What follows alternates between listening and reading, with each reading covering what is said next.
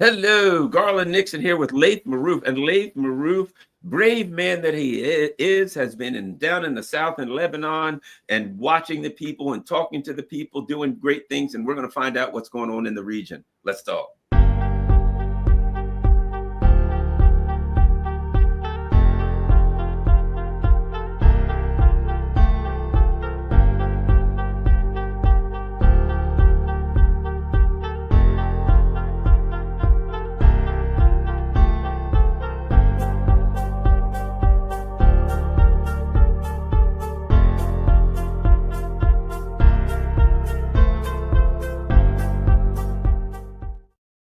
Hello, Garland here with Laith, and we are so fortunate on this channel. We're very, very fortunate. We don't have to read the mainstream media to find out what's going on. We don't have to look at the lies of the collapsing CNN and MSNBC imperial mouthpieces as they all one by one get laid off. We can celebrate that, but we don't have to listen to that crap anymore because we have freepalestine.video. That's right, freepalestine.video. That's Laith's great site.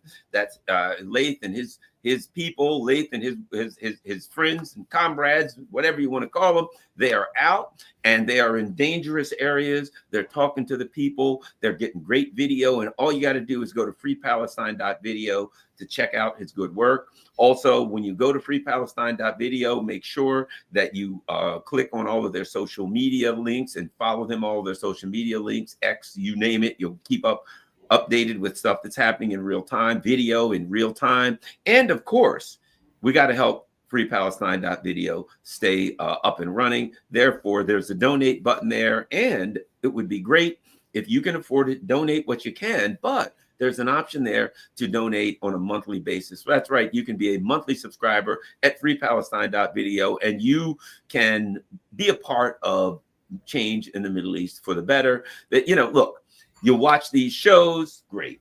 You get in the chat and you rail against the Zionism and the imperialism, the globalism and all. That's great. But really, you want to do something to make a difference. And what you can do to make a difference is freepalestine.video and actually donate. Put your money where your mouth is. And I'm not saying you're rich. It may be $5. It may be a couple of euros, whatever it is, whatever you have. Especially if you can be monthly. So freepalestine.video, make sure you share that on all your social media platforms. Speaking of the work that you've been doing, Laith, you've been in the South and lots going on down there. The struggle continues. What's happening in South Lebanon? Yeah, so the supposed ceasefire in between the resistance here in Lebanon and the Zionist colony ended 2 days ago, and the people in the south of Lebanon decided to just march back into their villages and to liberate them without the help of the Lebanese military or the UNIFIL, which had signed on to this agreement, and were supposed to free the land from the Zionists. The Zionists were supposed to leave by this point, and I spent the last 3 days in the south with the people as they entered these frontline villages, filmed their bravery and filmed the cowardice of the Lebanese military and the UNIFIL that didn't do anything to help these people go back into their land. And we saw the satanic, murderous actions of the Zionists who shot on unarmed civilians as they entered their villages. There's at least 20 martyrs since 2 days ago, and 100 and somewhat injured, many of them obviously women and even children. And we witnessed some of these murderous actions. We saw a disabled man on crutches trying to go back into his home being shot near us. And we saw the Israeli military also withdraw from most of the villages under the pressure of the arrival of all these civilians. And so this is, I think, historical images and also historical defeat for the Zionists. Not only were they defeated by the resistance Hezbollah during the actual war, and they were not able to occupy anything until this ceasefire, this useless ceasefire that was signed by the Lebanese government with the Americans and the French as guarantors. Now they were defeated by unarmed civilians.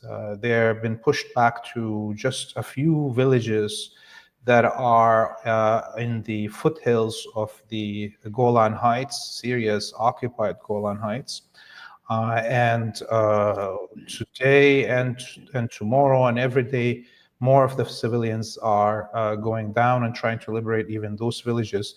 But as we speak, just an hour ago, the Israelis attacked Nabatea town, which is tens of kilometers away from the border, and with 2 different air raids within an hour, destroying more civil infrastructure. It seems like their vengeance and their hate because of their inability to actually achieve any military victory against anyone that really resists them, as we see, continues to be displayed this anger and hate by just attacking civilians and its civilian infrastructure. And that doesn't win wars. In fact, the Zionists right now are hated on a global scale. There's no going back. Even if we saw yesterday, by the way, the Auschwitz commemorations, if every comment that a stupid Western leader posted about commemorating Auschwitz and never again and so on had a torrent of nonstop replies by human beings from every walk of life and every nation saying, well, you are supporting a genocide right now, a Holocaust. Stop this propaganda. This is, I don't think the Zionists ever calculated that they'll lose the propaganda power of the Holocaust as an excuse for the genocide in Palestine and in Lebanon and the whole Arabic region here. It's interesting you say that, because that's something that I think is important to point out, because the Holocaust has been, it was something real that happened. It was wrong. A lot of other people were killed. The Germans killed a lot of people. They killed the people they called the Gypsies, the Roma people. They killed various religious people, Jehovah's Witnesses. They killed them in camps. They killed gay people. Any numerous people that they grabbed that didn't fit the Aryan nation. They went in. Lots and lots and lots of people were killed. And the Jewish people, for all of this time, people were said, "Hey, that's a terrible thing," and we feel bad about that, and whatever we could do to make amends, whatever, that's all gone. They wiped that out. And like the people that I know, other than the diehard Zionists, at this point, it's a waste of time to even bring up the Holocaust anymore with people, because if you bring it up to most anybody I know, all they're going to say, other than of course the diehard Zionist supporters, which are becoming fewer and fewer, all they're going to say is, whoa, whoa, whoa, these people are committing genocide. And in a way, it's even worse, and I've said this to people, to Black people that I know that they support Biden. I say, wait a minute. They committed a genocide against Black people and Native Americans, of which I mixed both, right? Both, right? How can you support a genocide by the United States government that committed a genocide against you? You know what I mean? And so what you've got is, you've got people now even arguing, saying, look, they committed a genocide. They've lost and law, you use the word standing, the legal standing, the right to protest, the right to bring legal action, right? Basically, the argument's kind of becoming, they've lost this legal and moral standing to protest using the Holocaust as a reason that we should feel sorry for the Jewish people or whatever. It was wrong, yes, but now the Zionists arguing that they represent the Jews, which they don't really, but however you want to see it is fine, have destroyed that legacy that Jewish people could use to say we were done wrong. And now these Zionists have taken that legacy and turned it inside out, where people, I think there are a lot of people look at it and say, of all people on this earth, you are the ones, first and foremost, who actually said never again. You knew, and you did it anyway. You know what I mean? Yes, yes, and look, me and Jew are very clear in our mind that there's a difference between Zionism and Judaism, and fought for making sure everybody understands that. But truthfully, today, we also have freedom of speech, and we can criticize whatever religion we want to. You can be secular. You don't have to be forced to respect any religion, okay, or ideology, political ideology. These are all personal things. And it's the outright responsibility, primary responsibility of non-Zionist Jews that call themselves actually, Jewish and practice Judaism, to fight to liberate their own religion from the clutches of Zionism. I, as a Palestinian, as an Arabic person, as a Syrian, I don't feel anymore, as I think the most of the people, that is my job anymore to save Judaism from the clutches of Zionism, while they're committing a genocide. And in the name of Judaism, and up until now, unfortunately, not one Jewish person was martyred to defend their own religion from Zionism or to save a Palestinian life. During the Holocaust, there was a lot of Germans that saved Jewish people, hid them, and helped them escape. Today, there's not one Israeli that did that. This is not, something that is light. This is a dark plight on the record of the Jewish people. And if they want to save their own reputation and the reputation of their religion, it's their job to actually take direct action against the Zionists that speak in their name.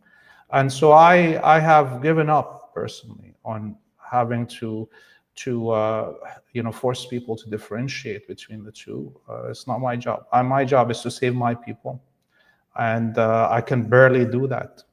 It's been, I tell you, man, 30 years of activism since my adulthood and revolutionary work on this subject to help liberate my people.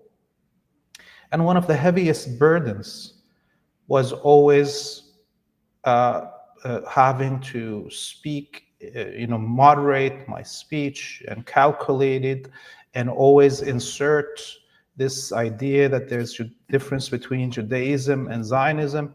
It takes so much space in my head as a Palestinian to have to memorize every chapter of the history of the Jewish people, okay, in order to always remind Jewish comrades and or others about the amazing points in the history of the Jewish people and their liberationist thought and so on, just so I can present my credentials as an Arabic person, that I am human.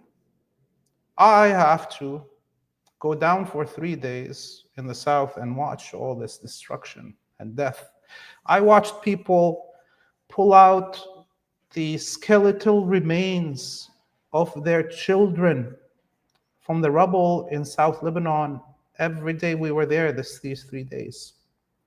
I watched the amazing moment that we will be airing on our documentaries tomorrow of a Lebanese youth fighter that was stuck under the rubble for 2 months in an occupied village, above and beyond the 2 months that he was engaged with the Israeli military.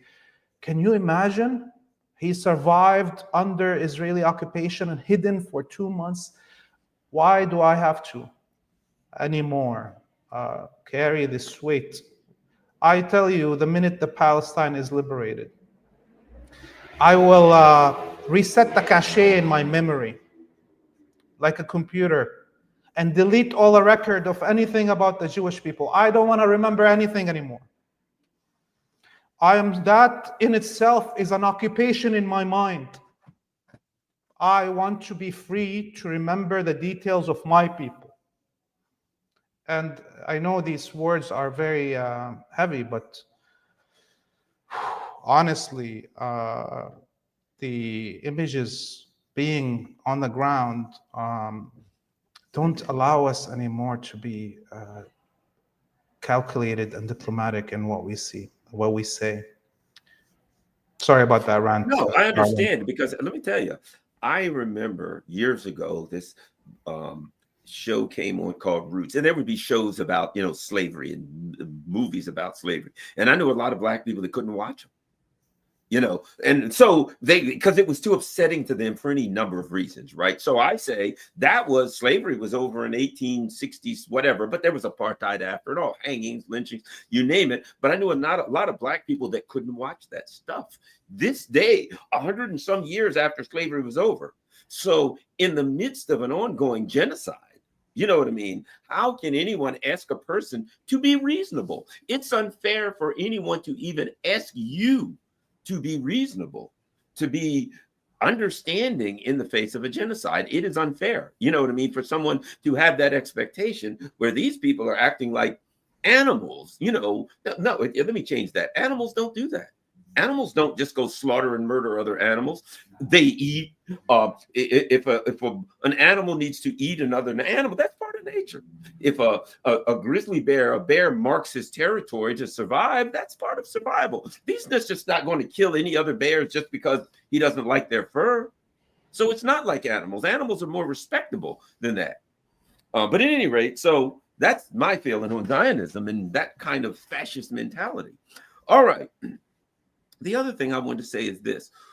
I was reading things about North Palestine, North Gaza, excuse me, where people were returning, and there's no place, you know, everything's wrecked. They're sleeping in tents and all, but they're coming back because it's their land, and they're coming back basically as a declaration of victory. And the Israelis are mad because they're looking at that, and they know that means, what did they say? We're going to push Hezbollah back to the Litani River.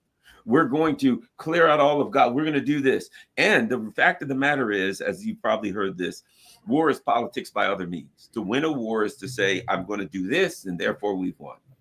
They haven't accomplished one single. The only thing the Israelis were able to do is kill civilians. When they faced fighters, they lost to the fighters. They were beaten by the fighters, or they were fought to a standstill by the fighters. They cannot face the fighters, but they can kill civilians, and out of anger, I think, and out of just out of anger, out of revenge, they go kill civilians. And I feel like it's because that they get beaten soundly by the fighters, and all they can do in revenge is kill. But it seems, I'm looking at it and I'm like, they were defeated. They were soundly defeated in everything that they by their own standards, in what they laid out that they wanted. They were able to kill civilians. They can always do that, but they lost. Yeah, you know, like the God's will made it that both the marches of return of the Palestinians in Gaza and that in the south of Lebanon coincided.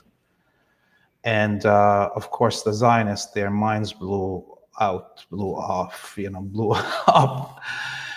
when they saw those images. And I seeing that mass of 1 million Palestinians just marching on their feet to reach North Gaza. I mean, those are iconic images that are going to be etched in the minds of humanity for decades, similar to the images here in the south of Lebanon. But people just marching for the whole day. They're still doing it, going to the north of Gaza. And again, finding the remains of their loved ones, and sometimes finding their loved ones and then finding the missing and lost children. And it's a scene that is a shame on all of the West. It's a scene right now that is also will be recorded, I think, these things that the Palestinian people and the people in Lebanon here both have displayed the highest level of heroism, courage, perseverance, and humanity in our modern time. They have lived through unimaginable evil and are still steadfast. And look at of course, the images that just came out from Al Jazeera Arabic documentary that they just made of Al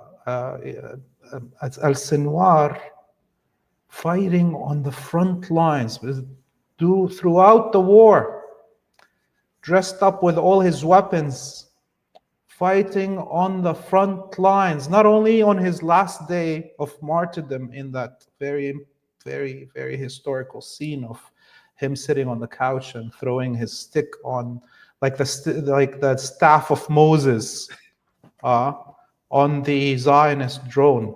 We and Al Sinwar are the true Jews of our day. Okay. And those images, when they told us that Al Sinwar was hiding in a bunker surrounded by quote-unquote hostages to protect himself, we saw this courage of a man in his 60s fighting Merkava tanks by himself. I mean, what a honor to be a Palestinian today. What an honor to be a Lebanese. What an honor to be a Yemeni. Man, so many of us on this planet from all different nations could be following in these footsteps. Do you think these Western soldiers that are occupying Africa and Latin America will be more courageous than the Zionists that have the backing of all the machine of the West? Our brothers and sisters in Asia, in Africa, in Latin America should march on the occupation bases with their flesh and bone, like their brothers and sisters here, and liberate this planet from imperialism. I can't say more than this, man. I think we all watched the images of the release of those 4 Israeli female soldiers. The amount of outpouring of support for the resistance, the humane conditions, these fascist killer, murderer soldiers, female soldiers that were responsible for choosing which Palestinian to shoot from the fence during the March of Return, those hundreds of kneecaps that were shot from those machine guns. Why these 4 female soldiers, they were released unharmed, fed better than the vast majority of the Palestinians, their health taken care of, given a goodies bag of gifts, thanking the Palestinian resistance and people as they were handed over to the Red Cross. And in return, we saw what happened in the West Bank. The hundreds of Palestinian life-term hostages, some of them being 45 years in the dungeons of the Zionist colony, coming out in such bad health conditions. FPTV, Free Palestine TV, we documented all the medical injuries and torture signs and health problems that all these prisoners, Palestinian hostages, had come out with, malnutritioned, mistreated.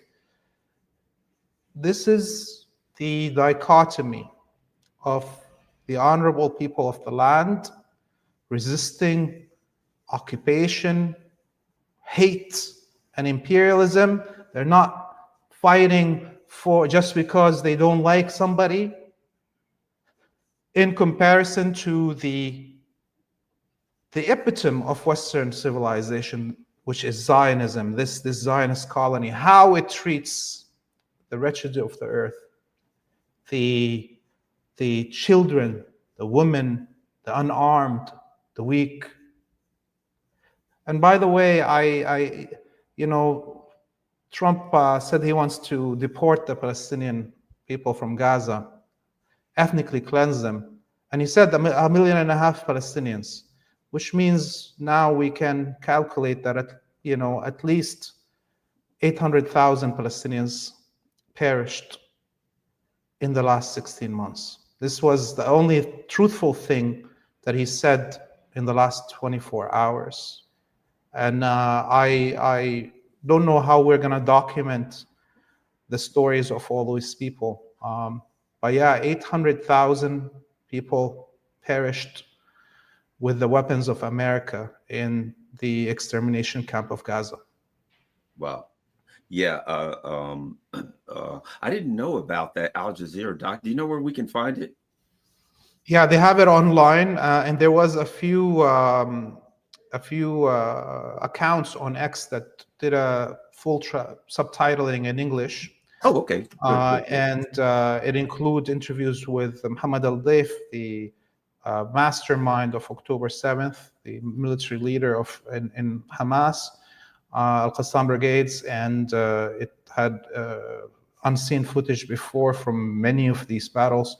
You see in this footage tanks flying up in the air from the explosions and landing, upside down, just so everybody can understand that this was one of the fiercest battles in modern history in Gaza, and the Palestinian people are not just victims.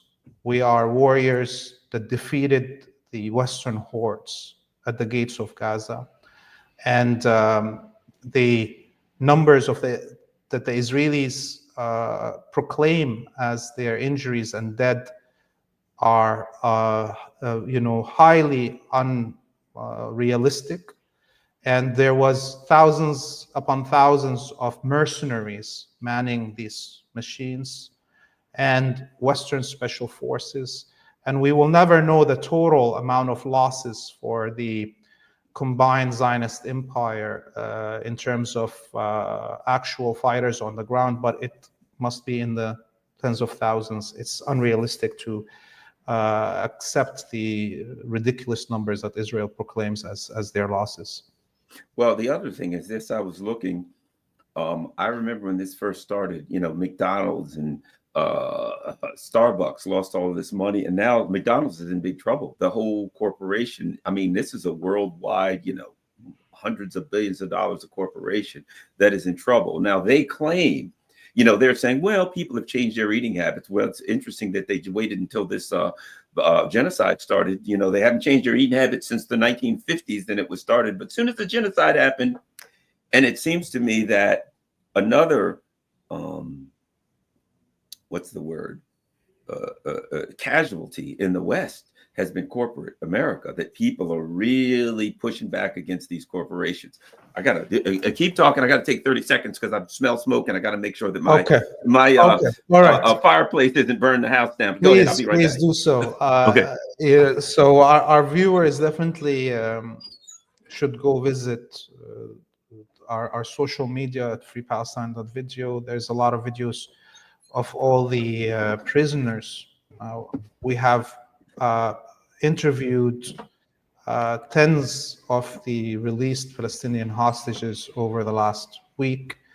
FPTV has interviewed more of the Palestinian prisoners that were released over the last week than any media in English or Arabic. The youth that are doing the work in the West Bank are amazing, and they are being under target by both the Israeli military and the Palestinian non-authority collaborationist regime of Mahmoud Abbas. Yesterday, one of our journalists in the refugee camp of Tul Karim was targeted amongst the gathering of the Palestinian and international journalist. Luckily, she's unharmed.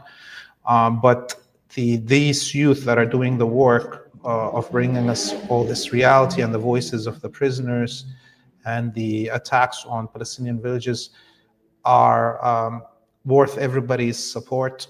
And I hope, by the way, your house is good. The All smoke is good. fine. Just Okay. wanted to let people see what your site. Look at that. That's tremendous work right there. It's incredible video, incredible work. So everybody, for starters, you need to go to it's freepalestine.video.tv, right? Yeah, freepalestine.video. Video. Yeah, Yes. freepalestine.video.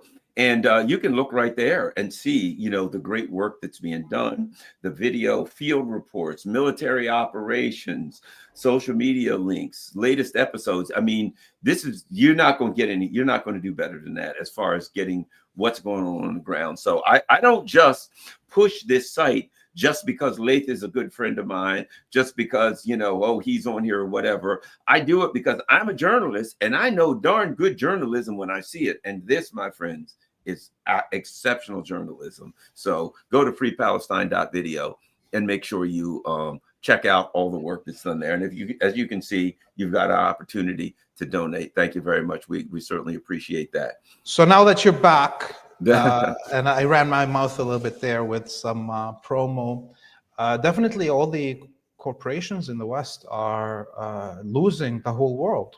I mean, beyond the fact that everybody is trying to boycott, so they're not implicated in this genocide and the attacks and destruction of multiple nations on this planet. I think now it's becoming, in beginning it was just BDS of the Zionist colony, but now everybody wants to, boycott everything that's coming from the Zionist empire and all its components. And more people are connecting the dots between the genocide in Gaza, the attacks on Lebanon, the attacks on Iran, Iraq, Syria, Yemen, Niger, Chad, the Congo, Ethiopia, Somalia, what's happening in Colombia, what's happening in Venezuela. Everybody is connecting the dots together. And this collective mass of frustration and disgust that humanity has now against, the non-ending war mongering by the empire against Russia, against China, against North Korea.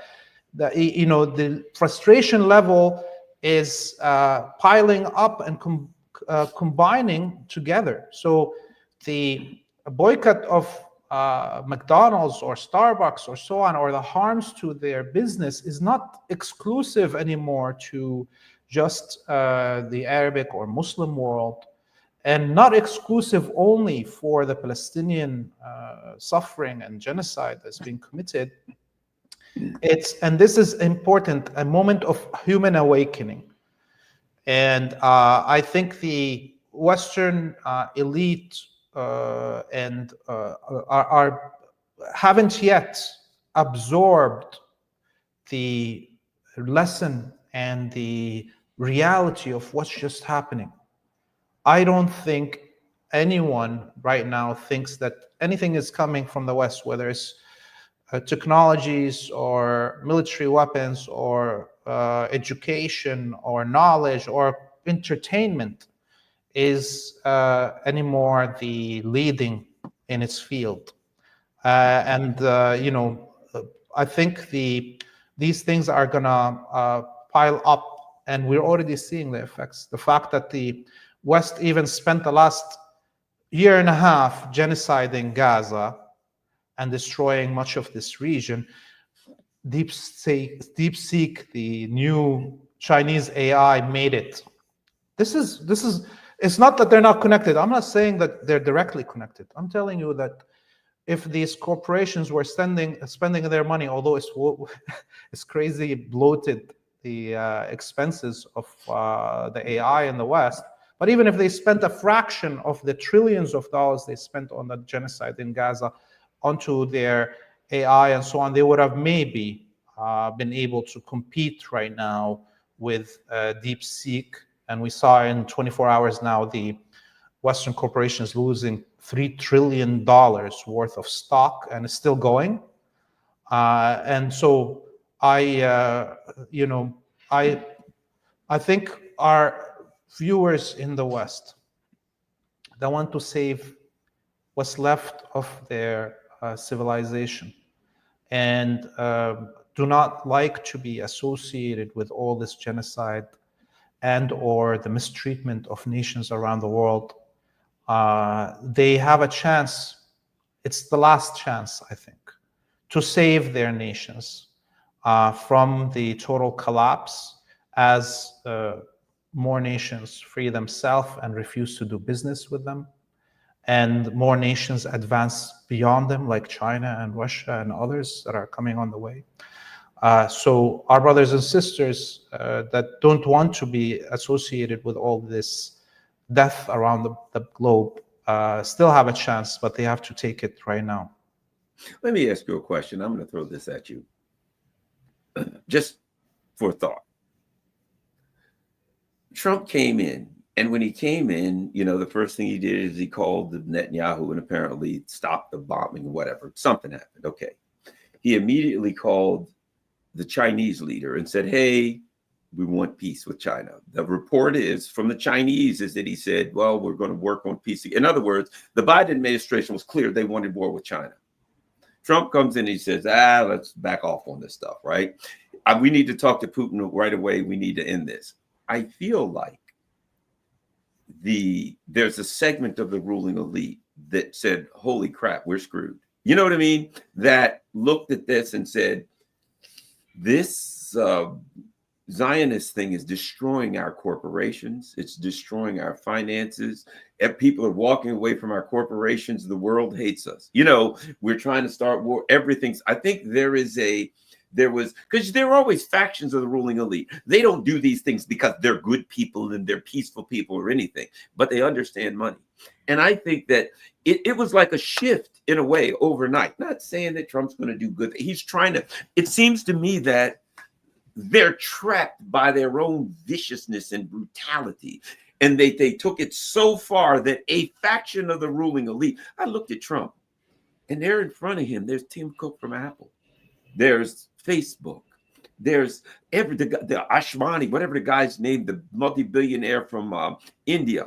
All of the wealthiest tech leaders on the face of this planet were sitting in the front row. And then they're like, hey, we got to back off some of this stuff. It seems to me that the big money looked at it and said, they're hurting our money. They might have known that DeepSeek was coming out. You know what I mean? That I'm sure they're all dealing with China. They know what's happening, what's coming next. And there's probably more technology coming that they can't compete with. You know what I mean? I think they're knocked out in so many ways and they're trying to get up off the ground that they know they're in trouble. And then another faction of the ruling elite came in and said, we got to try to recover. We're losing everywhere here. What do you think about that? A little bit of a conspiracy theories maybe, but what a dramatic change on so many levels in a week's time. Doesn't make sense. Laith. Oh yeah. Look, first off, there's no honor amongst thieves, and these guys will cut each other's throat if they feel that they're gonna lose their, piece of the pie and or their territory. You know, they're gangsters, they're bandits, all these corporations, and I think this DeepSeek creating the most advanced AI on the planet for $9 million, while Trump wanted $500 billion to dump on a new AI, and these bloated budgets show you how much of theft was happening. These Zuckerbergs and Elon Musks and so forth, they are looting the coffers of the Western states. They don't need this much money. It's not costing them. It's just they're bloating even the numbers of employees. I mean, this DeepSeek was a small company, I think 100 or something employees, while the AI for Facebook is thousands upon thousands of employees, and they still didn't finish it. So it's bloated with everybody's buddy is getting a job and administrative and management position that is useless, and everybody's getting millions of dollars in salaries. And so it's a loot, and it's similar to And look at what DeepSeek did. It made it an open source, free to use, and they're still going to make money through just the fear of people that want to add APIs components to the search engine. Then you pay a little bit, and they're still going to make millions upon millions, if not billions of dollars, while it's open for human family, and to even loot the code of it is open source. And this is what already Facebook and ChatGPT and others are doing. They're downloading the whole DeepSeek and building their own, and claiming now, and we'll see it in the next few weeks, their own AIs will be just a build on top of DeepSeek. But this is a brilliant move by China and the Chinese people in general. These companies, by the way, are not like managed by the Chinese government. These are actually pure capitalist private companies, but they're not bandits. You don't need to. If you're already making millions, why do you need to make 100,000% profit over something?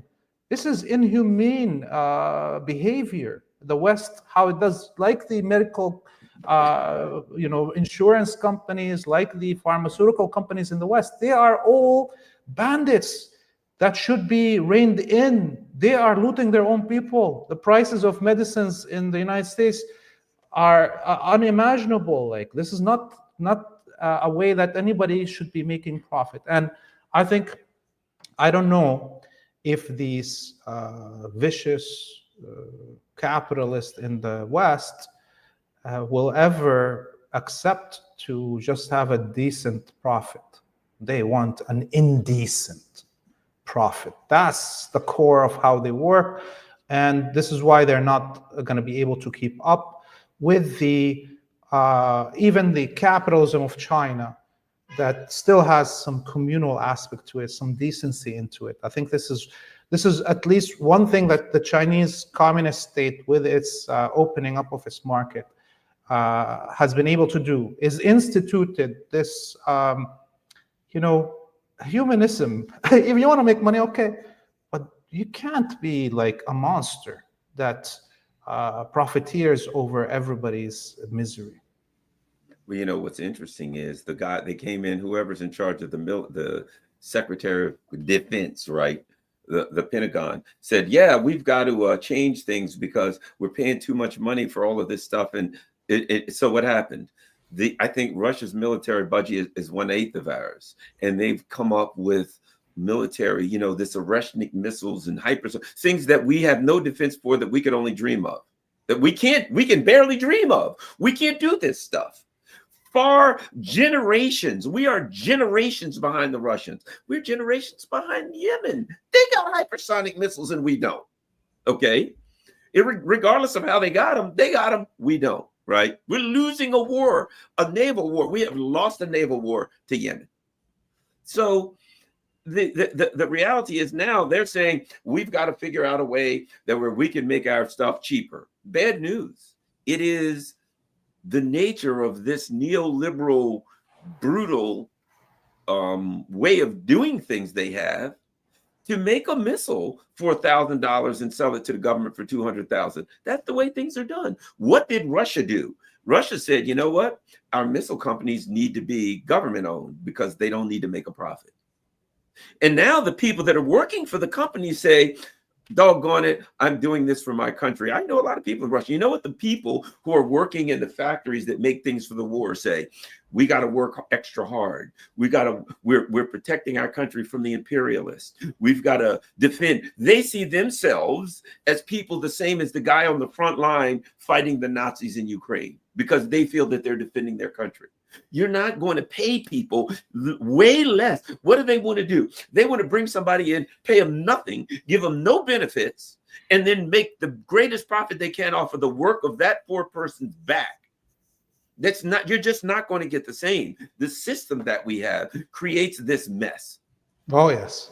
And you see, Russia is paying the workers and the engineers and the scientists a decent amount of money a high amount of money, but he's not having to deal with the obscene profit margin, right? So those who are working in these factories and designing these weapons, they're patriotic, number one. Number two, Russia is not abusing them. It's actually paying them a fair wage, just like in China. The engineers are going from all around the world right now to work in Chinese companies because they are receiving a decent international level wage for their efforts, but they're human, and the owners of these companies are not making obscene amounts of profit off their back. Why did they fight Huawei in the West? Why did the Americans fight it? It was because it's a workers-owned corporation. That the workers, the more they sell, the more money they make. This is an amazing even weight of dealing with capitalism, right? Let the people that are putting the effort get the goods from their amazing work. And yes, I think I don't know if the Western elite can stop themselves from being so vicious to their own populations. And Trump is definitely trying to change tack, as we saw with his threats of tariffs on Colombia and the trying to take Greenland and so on, to try to maybe find a way to loot a few or get rid of all of these 20 million refugees or migrants, to lessen the weight on the state. And I don't know if he's going to be successful, but he's definitely throwing a lot of bullying tactics, whether it's against Colombia, against Jordan, against Egypt, for trying to force them to take and Indonesia and Albania, all of them threatened so they can take Palestinians when the ethnic cleansing campaign begins, as he wants to end the presence of Palestinians in Gaza. Those are all actions that I don't think the Western elite as a whole has calculated the final result, what it's going to be. More and more isolation. And clearly, Trump is not going to be a peacemaker. Maybe he's going to bully other people, attack other people than the ones that were at the top of the priority list of the Democrats. And we saw also, by the way, today there was an interview with the Foreign Affairs Minister of Iran, who said that if Trump continues threatening and if Israel attacks nuclear sites in Iran, that they will destroy everything in the region, number one.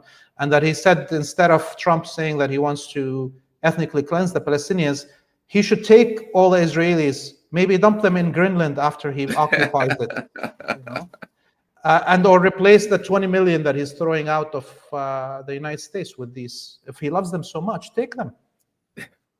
One last thing I'll say.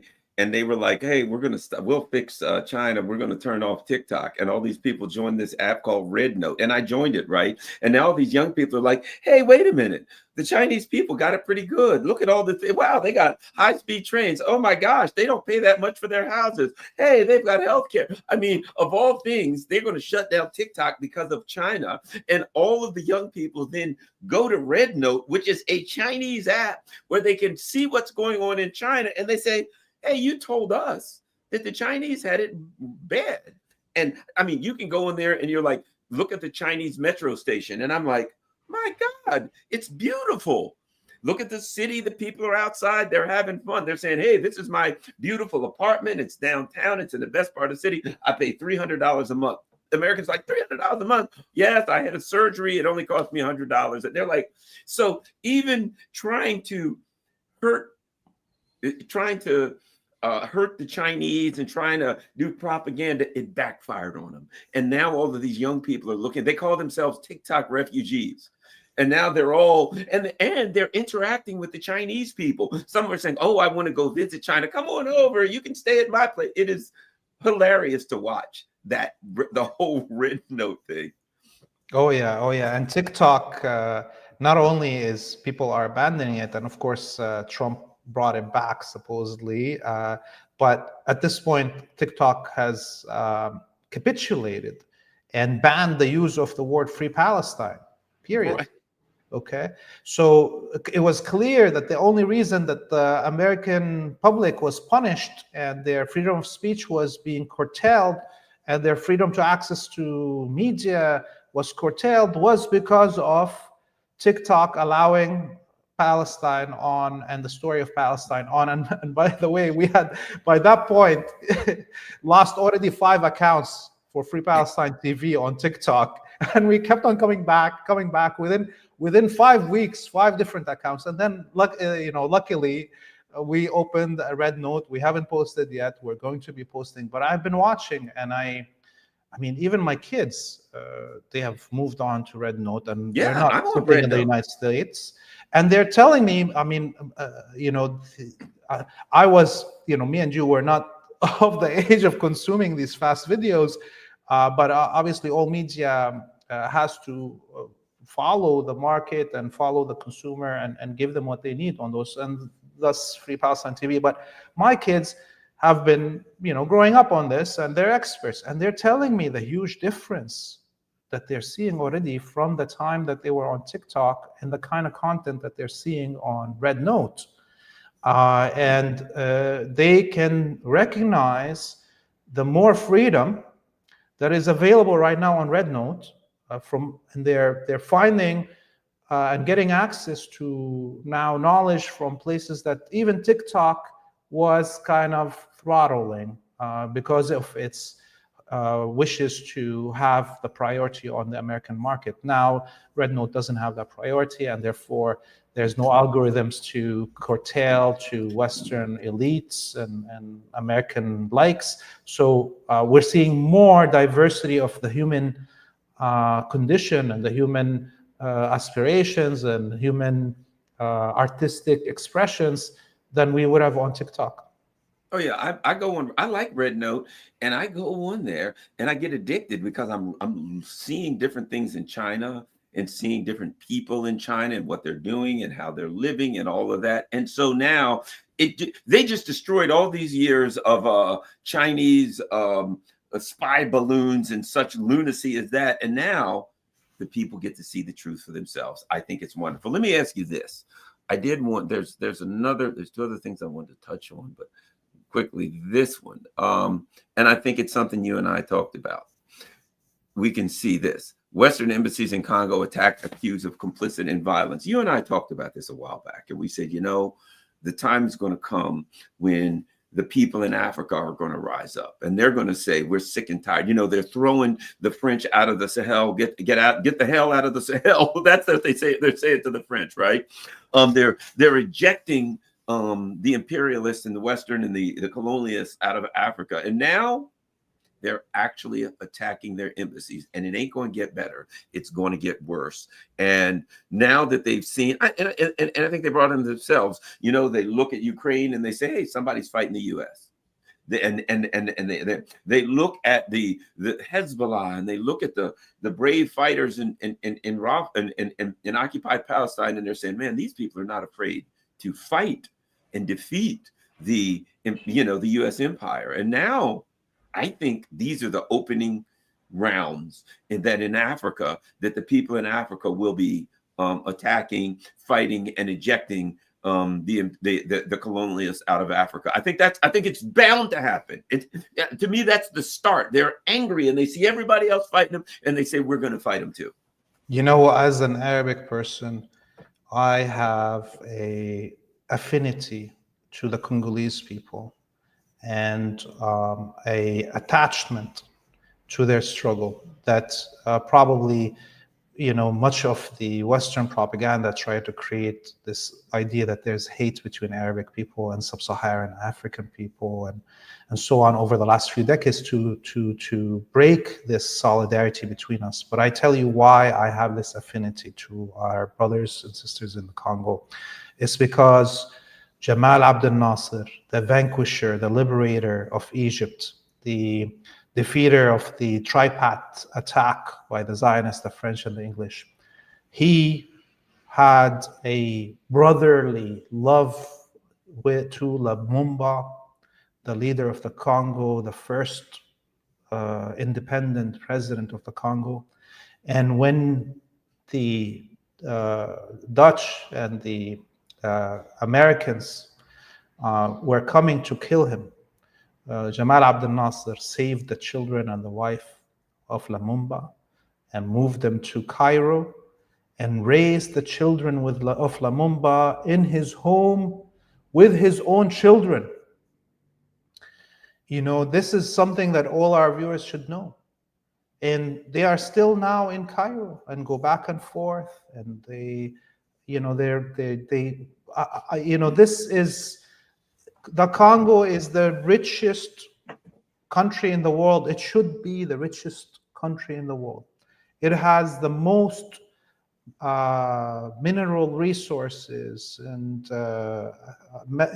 precious metals and water and forest and wildlife and everything that you can imagine in this that could you need. And without everything that is being looted from the Congo over the last 50 years, we wouldn't have any of this technology that we're using today in front of us.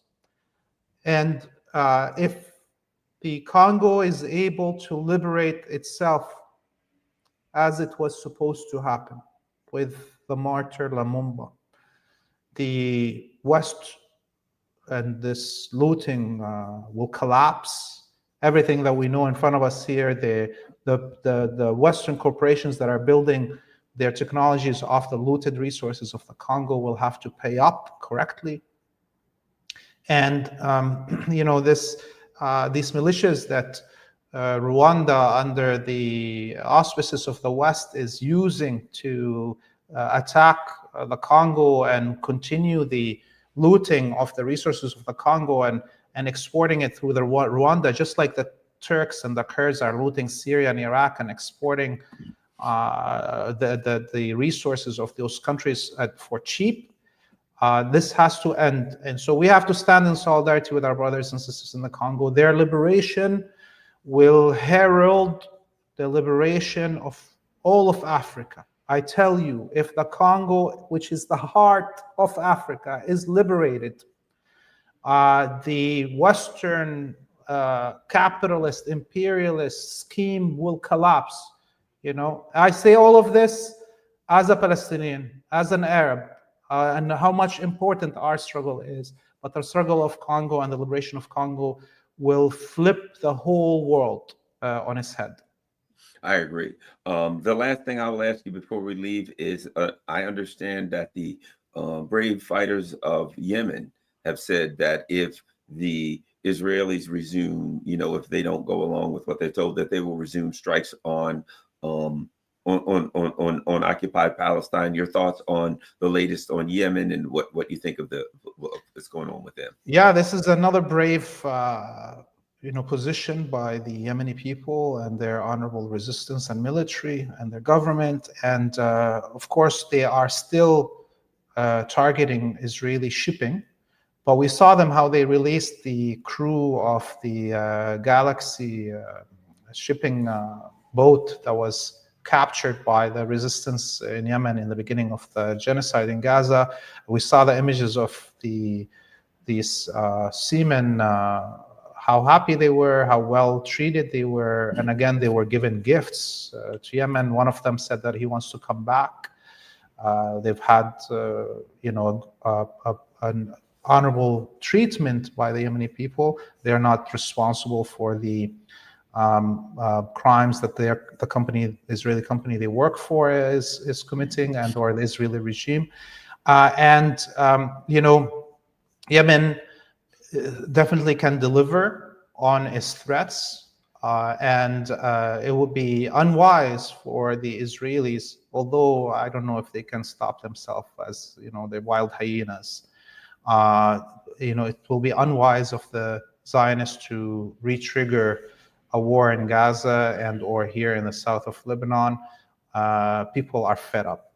I know the price has been very high, but we've got nothing to lose and everything to gain our freedom, an end of a century of butchery by the Zionists and the West in our lands. And we're all looking forward to that liberation as we are mourning our martyred and our dead and our leaders that were killed in this struggle. But we will forever remember them as the strength, the courage that we showed humanity, and we will continue on the struggle. Yemen is definitely one of the rising nations, proud nations of this earth that all of us, no matter where we come from, we should follow. All right. And once again, you see it there, freepalestine.video. That's Laith's site.